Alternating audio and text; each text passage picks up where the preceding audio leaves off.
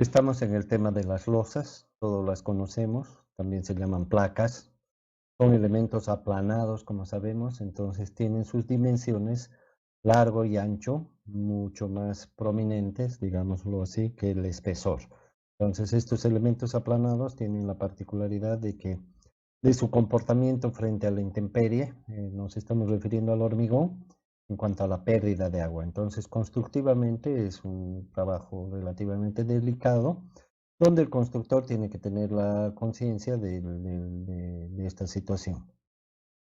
También es importante analizar los tipos de losas y armaduras que tienen estos elementos de acuerdo a los apoyos. Obviamente que estas decisiones las toma el calculista, el diseñista, pero en función de la parte estática, ¿no es cierto?, de cómo están trabajando las losas o él decide cómo hacer que éstas trabajen. En este esquema se representa con rojo los apoyos simples, con la línea negra de la propia impresión, los lugares que se suponen que no existen apoyos y con la línea azul los empotramientos. Entonces tenemos varios casos cuando la losa tiene uno o dos apoyos simples. Bueno, no uno, ¿no? Tiene que tener dos apoyos simples. Entonces la armadura, los esfuerzos se desarrollan en el espacio entre estos dos apoyos y tienen esa dirección, ¿no es cierto? Entonces los momentos positivos se cubrirán con armadura positiva en la misma dirección de los esfuerzos. En el segundo caso vemos que tenemos uno de los lados empotrados, por lo tanto los momentos serán negativos y la armadura también se colocará en la dirección de los esfuerzos, ¿verdad? Superior, una armadura superior en la dirección de los esfuerzos. En este otro caso tenemos un empotramiento en los apoyos opuestos, por lo tanto también los esfuerzos, los momentos se desarrollarán en la dirección que está situada entre ambos apoyos y se producirán momentos negativos en los apoyos, momentos positivos en el tramo y obviamente las armaduras tendrán que ser también en el mismo sentido, las armaduras positivas abajo y las armaduras negativas en los apoyos en la parte superior de la losa para cubrirlos. Entonces, estos son casos en los que las armaduras se colocan en una sola dirección, como se podrá ver, y estos casos de acá abajo son diferentes porque como vemos este caso 4, por ejemplo, tenemos los apoyos, empotramientos en dos apoyos contiguos, entonces los esfuerzos también se desarrollarán en ambas direcciones y por lo tanto para cubrir estos esfuerzos necesitaremos utilizar armadura en las dos direcciones, ¿no es cierto? En este otro caso ocurre lo mismo, tenemos esfuerzos en ambas direcciones y en este último caso también donde tenemos un empotramiento en los cuatro apoyos en los cuatro lados de una losa cuadrada o rectangular, entonces los esfuerzos se desarrollarán también en ambas direcciones y por consiguiente las armaduras serán en ambas direcciones. Si bien esto lo decide el proyectista, el calculista, y va a estar plasmado en los planos y en cada dirección estarán las armaduras consiguientes y el constructor lo único que tiene que hacer es respetar estas indicaciones, sin embargo es muy importante darse cuenta de que en los casos, por ejemplo, que tenemos esfuerzos en ambas direcciones y armaduras en ambas direcciones, es importante que las armaduras correspondan realmente al lado que el proyectista las ha proyectado, ¿no es cierto? Que las ha definido, las ha mencionado. Entonces, sería un error muy grave confundir la dirección de las armaduras, ¿no es cierto? No tienen que ser necesariamente iguales, en algunos casos pueden ser iguales, y en otros casos pueden ser diferentes, habrá que tener mucho cuidado con la elección correcta de los diámetros y los espaciamientos de las armaduras en una dirección y no confundirlas con las armaduras de la otra dirección.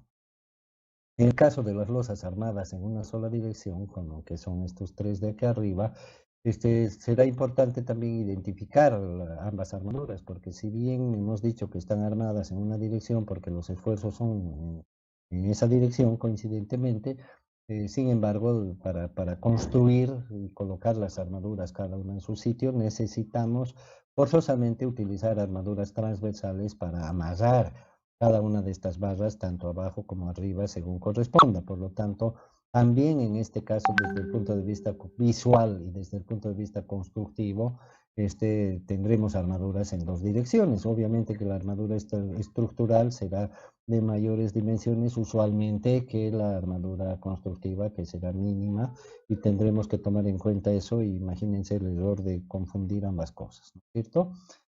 Entonces, esos detalles de cálculo influyen mucho, y de comportamiento y funcionalidad de las losas o placas influyen decisivamente en el tema de la construcción. Además de eso, también tenemos que ver otras condiciones que hacen que las losas sean de diversos tipos. Vamos a hablar primero de las losas que se llaman llenas, ¿sí? Se llaman losas llenas porque todo su paño, se llama también paño a una losa, porque generalmente una losa, por ejemplo, en un edificio, eh, constituye todo un piso, toda una planta, a toda la planta, a la parte plana de cada planta se le llama losa, pero sin embargo esta losa está formada por varias otras losas, ¿no es cierto? Porque existen diversas columnas, y entre las columnas vigas, y cada espacio rodeado de vigas es una losa. Entonces, para diferenciar la losa grande de las losas chicas, también se puede llamar paños a los pedazos de la losa. Lo vamos a usar indistintamente, ¿sí? Entonces ya sabemos que dependerán de sus apoyos. Cada losa se diseña por separado. En el caso de las losas que son continuas, al igual que en las vigas continuas, entonces las armaduras de la una losa se pueden aprovechar en la siguiente. Particularmente estamos hablando de las barras negativas que van en la parte superior, para absorber los momentos negativos que intentan flexionar la losa hacia abajo, si es que estamos haciendo referencia al apoyo, ¿verdad? Hacia ambos lados del apoyo, si es que la losa es continua, insisto, entonces se generan esfuerzos, momentos flexores negativos, y tienen que utilizarse barras en la parte superior, en la dirección de los momentos, ¿verdad? Entonces es importante ver que cada losa tiene sus armaduras, y dependerá mucho del proyectista, del diseñista, ¿verdad? Hacer que estas armaduras, que si bien son independientes de paño en paño, pero tengan cierta interrelación, de manera que la construcción sea más sencilla, ¿no es cierto? No es muy apropiado que cada losa tenga barras espaciadas y de diámetros muy diferentes entre sí, porque eso complica la construcción. Por ese motivo se recomienda asociar una losa con otra, para que el proyecto tenga mayor entendimiento y facilidad constructiva. Por otro lado, como bien sabemos, las armaduras de las losas están distribuidas en un espacio. No es como en el caso de las vigas, que están simplemente ocupando el ancho de la viga, porque no existe dónde más poner las armaduras. Estoy hablando de las armaduras longitudinales de las vigas. Como las losas también trabajan a flexión, necesitan armaduras inferiores y superiores para absorber los momentos respectivos, pero estas armaduras se distribuyen en el ancho de la losa, ¿verdad? Por este motivo, las armaduras de las losas se citan o se nombran como un diámetro dado en función de los espacios. Por decir, phi de 3/4 cada 15 centímetros. Eso significa un diámetro de 3/4, y cada barra está separada de la siguiente barra paralela, que va en la misma posición. Me refiero a si va arriba o va abajo, o si va al centro, o si va en los apoyos, si va en los tramos o va en los apoyos. Cada un espaciamiento dependiendo de lo marcado por el proyectista en centímetros, ¿correcto? Entonces, no solamente la habilidad de utilizar espaciamientos que sean fáciles para los constructores. Nunca vamos a poner un espaciamiento de 13.5 centímetros, ¿verdad? Sino que vamos a poner un espaciamiento de 15. Todos sabemos que podemos jugar en el cálculo con estas cifras, y podemos jugar también con los diámetros, de manera que la aplicación sea práctica. Economizar acero en el proyecto, en muchos casos, resulta más caro. La mano de obra más cara, la mano de obra que vamos a perder tiempo en precisiones que son innecesarias, que lo que aparentemente se ahorra en el cálculo. Entonces, como las losas están en las losas, barras de acero están espaciadas y como sabemos que cada barra no puede trabajar sola, sino que trabaja con el hormigón circundante adherido al mismo, entonces existe una zona, digamos, de trabajo que rodea a la barra de acero y toda esa zona es la que trabaja de manera solidaria, ¿no es cierto?, acero con hormigón, pero esa zona es limitada, ¿no es cierto?, porque pasado cierto espacio hay otra barra que está haciendo lo mismo y así sucesivamente. Si llamamos zona de trabajo al área circundante a cada barra y comprobamos que entre barra y barra las áreas no se cruzan, entonces determinaremos que en medio de estas zonas de trabajo hay un área de hormigón, un espacio de hormigón que teóricamente no trabaja para nada, ¿no es cierto? Porque estamos hablando de las zonas de la losa que están traccionadas, ya sea en la parte inferior o ya sea en la parte superior, según el caso. Por lo tanto, estas partes que no están ocupadas por las barras y que tampoco están ocupadas por un hormigón que trabaja, sino por un hormigón que no cumple ninguna función, en algún momento alguien pensó que este hormigón se podía eliminar, ¿sí? Se podía eliminar de manera que ahí apareció la idea de las losas alivianadas que se llaman o también se llaman aligeradas, de manera que las armaduras solamente necesitan el acero que las circunda y si nosotros construimos la losa de manera que cada barra tenga ese hormigón que le circunda, pero los espacios libres entre estas zonas de trabajo conjunto entre el acero y el hormigón queden libres, entonces vamos a generar una especie de nervios y le llamamos nervio al acero que está rodeado de hormigón y que entre nervio y nervio hay un vacío, un espacio que no está ocupado por nada, entonces a eso se le llama losa alivianada. Se le llama alivianada, aligerada o nervurada a aquella losa, ¿verdad?, que tiene su armadura concentrada, la armadura inferior concentrada en los nervios, ¿ok? Y se le llama alivianada o aligerada porque aligera la carga al no estar llena de hormigón, entonces se supone que su peso propio es menor que el caso de las losas llenas y es probable que, ¿no es cierto?, en el diseño, debido a que el peso propio es menor, necesitemos una menor altura, una menor sección de losa o probablemente menor armadura o ambas cosas, ¿correcto? Entonces, a partir de esta idea, se empezó a construir este tipo de losas, pero haciendo los moldes respectivos con el encofrado, moldeando los nervios y moldeando las partes donde no hay nervio, ¿verdad? Y este es el caso de las losas alivianadas vaciadas o construidas en sitio, que resultaron bastante complicadas en cuanto al moldeo, como se darán cuenta, ¿no? Por las razones explicadas. Entonces, poco a poco esto ha ido evolucionando con el tiempo y apareció la idea de que en vez de dejar vacíos los espacios, lo cual complicaba mucho el encofrado, los moldes, ¿por qué no rellenar estos espacios que supuestamente deberían ser vacíos y livianos con materiales que obviamente cumplan con esta condición? Entonces ahí fue donde se empezaron a usar bloques huecos de cerámica, bloques huecos de hormigón.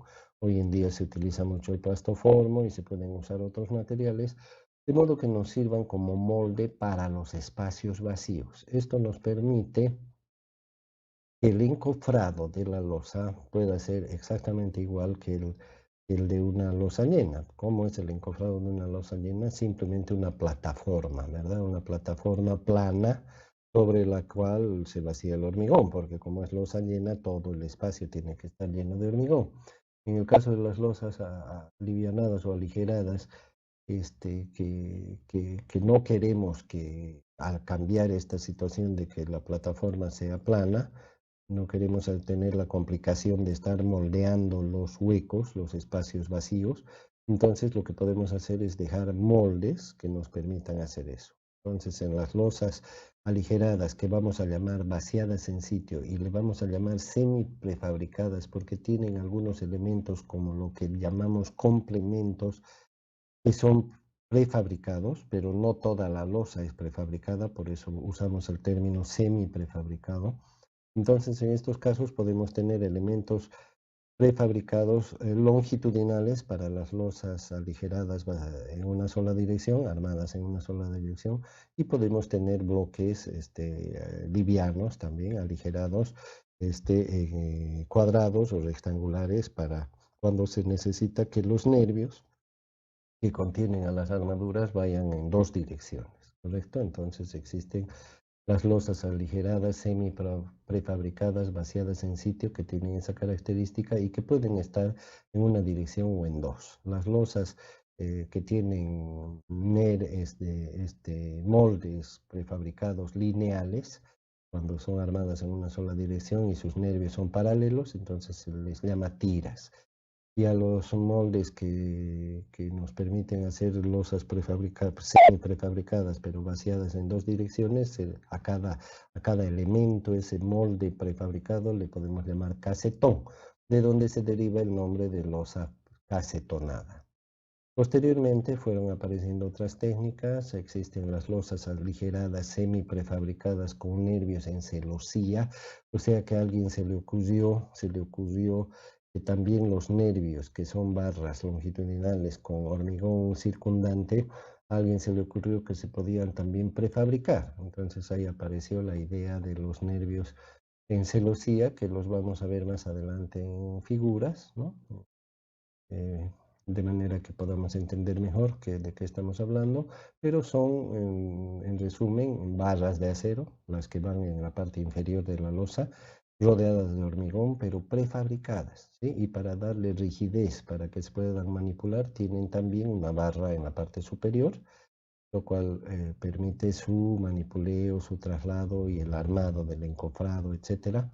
Y como comprenderemos, ya no es necesaria, esa ha sido la principal ventaja de esta idea, porque ya no es necesario el tablero completo, el tablero plano, relleno de tablas o de cualquier otro material, ¿verdad? Que sea completo y que cubra todo el área, todo el espacio del paño, ¿correcto? Sino que solamente es necesario apoyar los nervios que ya van a ser prefabricados. Estos nervios se apoyarán en vigas transversales que estarán apoyadas a su vez en puntales, y sobre estos nervios entrarán, en los espacios libres entrarán los complementos. Entonces se simplificó muchísimo el dibujo, o perdón, el trabajo, y de esta manera este método es muy conocido en todo el mundo. En nuestro medio existe también, pero con un uso muy limitado. Luego tenemos los tipos de losas aligeradas semi-prefabricadas también, porque utilizan nervios prefabricados, igual que en el anterior caso, y también complementos prefabricados, pero el resto de la losa, la capa de compresión, se la tiene que vaciar en sitio, tanto en el caso anterior como en este. Solamente que en este caso se le suele llamar a los nervios, se les suele llamar vigueta, que es un diminutivo de viga, ¿verdad? Entonces tenemos las vigas o viguetas que están apoyadas a su vez en soportes de encofrado, que son soportes, ya no son tableros. Y entre viga y viga se rellenan los espacios con complementos. En nuestro medio se utiliza mucho el complemento de plastoformo, así que yo creo que todos nosotros tenemos una idea más o menos visual de lo que estamos hablando, ¿no es cierto? No es necesario especular mucho al respecto. Por último, tenemos la mención de las losas prefabricadas, que como su nombre lo indica, ningún trabajo se lo hace en sitio, sino que toda la losa está prefabricada. También existen en nuestro medio. Utilizan el sistema del pretensado, que no son losas armadas con acero común, sino con cables. De modo que estas losas pueden ser transportadas y colocadas en su sitio de manera directa, y pueden recibir también las cargas de inmediato. Obviamente que para su fabricación han tenido que pasar por el periodo de endurecimiento del hormigón y todo lo necesario. Entonces, una vez que hemos descrito todos los tipos de losa, vamos a empezar a referirnos al aspecto constructivo de cada uno de estos casos. Probablemente el más importante, porque es el más completo, es el caso de la construcción de las losas llenas, ¿correcto? Las losas llenas que, como ya lo hemos dicho, ocupan todo el espacio que está previsto con hormigón. También acuérdense que hemos hablado de esto cuando comentábamos las características de las vigas con losa, ¿no es cierto? Entonces, las losas llenas tienen entre medio a las vigas y las armaduras de las vigas sobresalen en el panorama, de manera que el vaciado es simultáneo, ¿no es cierto? Se pone el hormigón tanto dentro del cajón de las vigas como encima del tablero de las losas y finalmente queda toda una superficie cubierta de hormigón nivelada, parejo, de forma pareja, tanto para las vigas como para las losas, queda el mismo nivel y ese es el panorama, digamos, para las losas llenas. Entonces, lo primero para las losas llenas es el replanteo, ¿no es cierto? Como para cualquier otro elemento. Y la característica del replanteo para las losas en general, no solamente para este caso, es que es un replanteo superficial, ¿verdad? Ya hemos dicho que las losas están rodeadas de vigas y ocupan una determinada superficie que le hemos estado llamando paño. Entonces se tienen que replantear, si es que son losas con vigas, se tienen que replantear las vigas, que son un replanteo lineal, pero que al mismo tiempo forman el perímetro de la losa. O sea que el replanteo de la losa finalmente es un replanteo superficial, donde tenemos que determinar el área, es decir, los límites, el perímetro de la losa, que nos va a formar la superficie que ocupa, y también el nivel. Esos son los dos elementos importantes y sobresalientes del replanteo de las losas en general. El encofrado tiene, en el caso de las losas llenas, ya lo hemos descrito previamente, aunque no específicamente, pero sí ya lo hemos mencionado, es simplemente un tablero que tiene el tamaño del paño que tenemos que encofrar, y es que está rodeado de vigas. Normalmente el tablero se apoya en el encofrado de las vigas y este tablero está apoyado en elementos transversales que van en dos direcciones. Acá podemos ver los elementos que están directamente en contacto con la madera que forma el tablero.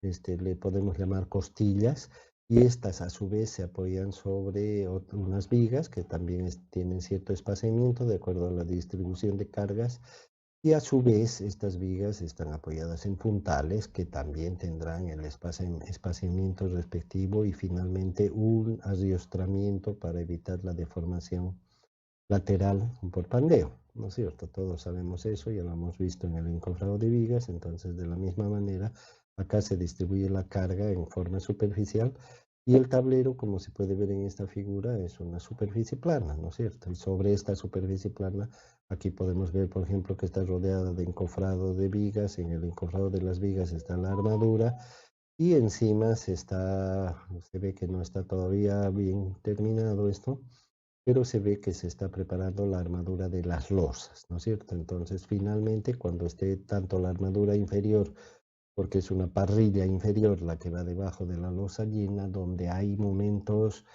positivos, la armadura va abajo, independientemente de que la losa trabaje en una dirección o en dos, siempre constructivamente vamos a tener armadura en las dos direcciones. Lo aclaro.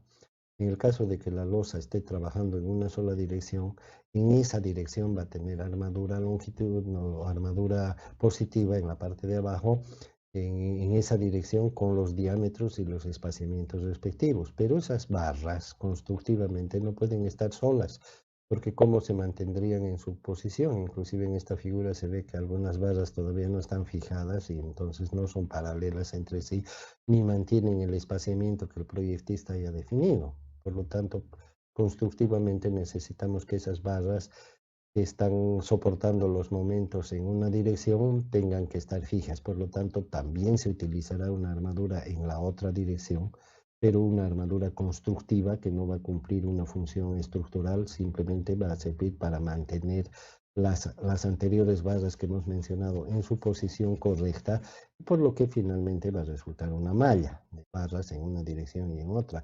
El constructor obviamente tendrá que tener cuidado de no confundir la dirección en ambos casos, ¿no? Porque son armaduras diferentes. En el caso de que la armadura sea en dos direcciones, en cada dirección tendrá su armadura respectiva, ¿verdad? Tendrá su propio diámetro, su propio espaciamiento. Mucho cuidado el constructor con confundir ambas direcciones. Entonces, en ambos casos, la apariencia, si es que no hacemos mucho hincapié en el diámetro y en los espaciamientos, la apariencia general, como en esta imagen, va a ser la misma, ¿no? Tanto en una dirección como en dos.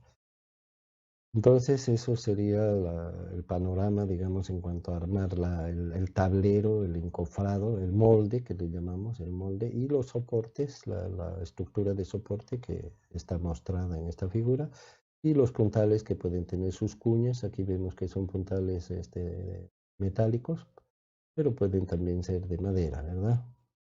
Luego las armaduras, tal como se ha descrito, aquí tenemos algunas imágenes de las armaduras que podemos notar claramente acá que también se pueden usar barras dobladas, se alternan una recta, una doblada, una recta, una doblada, de modo que la parte superior de la barra doblada pueda reforzarnos los momentos negativos en los apoyos, ¿no es cierto?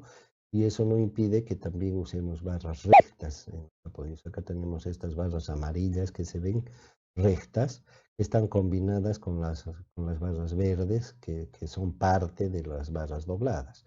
Y por lo tanto, los momentos negativos están cubiertas por ambas, ¿no? Amarillo, verde, etcétera.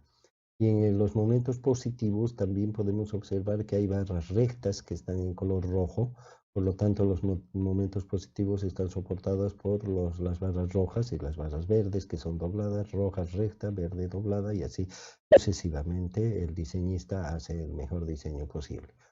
Y también podemos observar que en este caso, por ejemplo, en el que tenemos momentos negativos, apreciamos unas barras en la otra dirección y que también son dobladas, fíjense. Entonces se hace una combinación de modo que se sujeten mutuamente, ¿verdad? Todas las barras que están tanto en la parte de abajo como en la parte de arriba. Acá no podemos distinguir si son armaduras de estructurales o si son armaduras constructivas porque no se aprecian los diámetros, ¿verdad? Ni los espaciamientos. Acá tenemos una imagen que nos muestra lo mismo, ya tenemos la parrilla de abajo y la parrilla de arriba.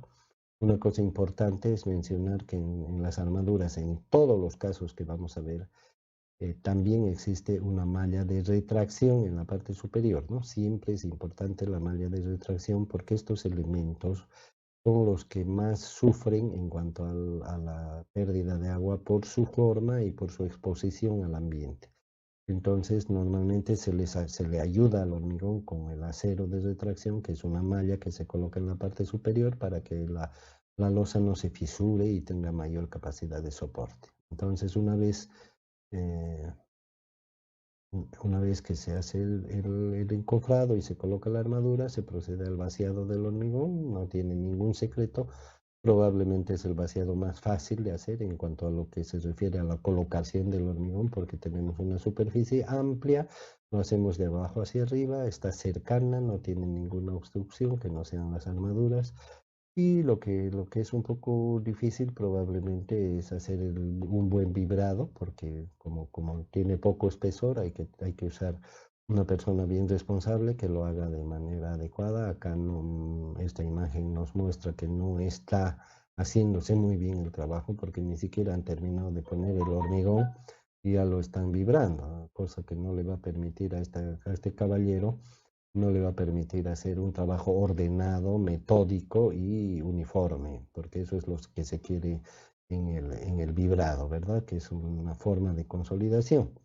Una vez que está vibrado y colocado el hormigón, obviamente viene la parte de la terminación, que es el alisado superficial, y el elemento más importante del hormigonado en el caso de las losas, y siempre va a ser así, y cualquier losa que sea, es el curado, por el tema de la retracción que ya hemos mencionado, ¿sí? El desencofrado de las partes laterales del encofrado, que aquí vemos una parte lateral un poquito extraña, en este gráfico de acá arriba se aprecia mejor, ¿no es cierto? Estas partes verticales, que en este caso son los encofrados de la viga, ya están encofrados como viga.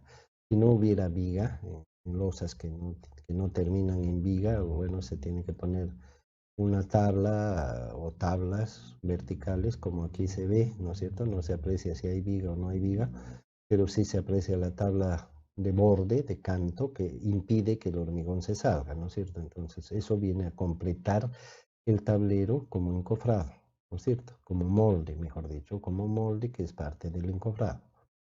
Correcto, entonces esas partes laterales se las puede sacar al día siguiente o máximo 48 horas. No es muy prudente tampoco hacerlo muy pronto, se pueden desportillar las esquinas del hormigón.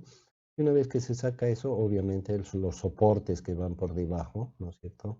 Se tienen que dejar así intactos como están durante mínimamente 14 días, ¿no? Después de los 14 días, si es que se cree prudente y si es que hay necesidad, se puede sacar parcialmente algunos puntales, unos sí, otros no, etcétera, pero es mejor esperar a los 21 días porque se supone que en la obra las losas no se van a cargar igual que cuando entren en la etapa de servicio, se supone. Pero si es que hubiera alguna razón para que las losas vayan a estar cargadas, entonces hay que esperar los 28 días que son necesarios para el endurecimiento completo del concreto.